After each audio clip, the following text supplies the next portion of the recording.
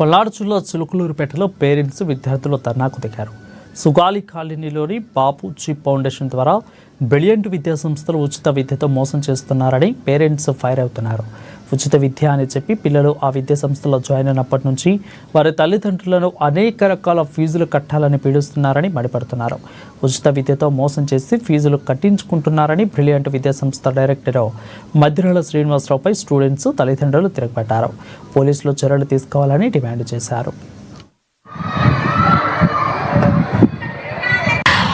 మా పిల్లలు బ్రిలియంట్ విద్యా సంస్థల్లో ఇద్దరు పిల్లలండి.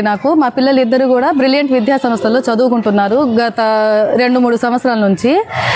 ప్రతి సంవత్సరం కూడా అడ్మిషన్ ఫీజు అని ప్రతి సంవత్సరం అడ్మిషన్ ఫీజు 2000 కాడికి ఇద్దరు పిల్లలకి 4000 ఎవ్రీ ఇయర్ కట్టించుకుంటున్నారు.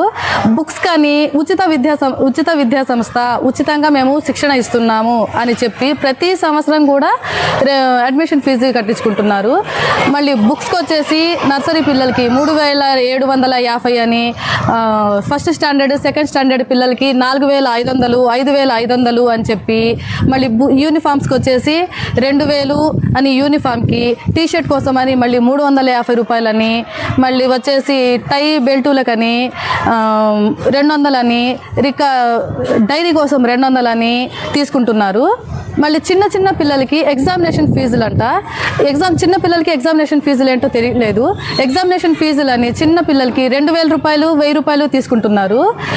ఇదేంటి అని అడిగితే కట్టాలి అని అంటున్నారు. సరే ఇవన్నీ కట్టినా కూడా సరే పోనీలే ఎడ్యుకేషన్ స్టాండర్డ్స్ బాగున్నాయా అని అంటే స్టాండర్డ్స్ బాగాలేవండి. ఇదే విషయం ఏంటండి పిల్లలకి స్టాండర్డ్స్ లేవు అని అడిగినందుకు మమ్మల్ని ఇష్టం వచ్చినట్టు మాట్లాడుతున్నారు.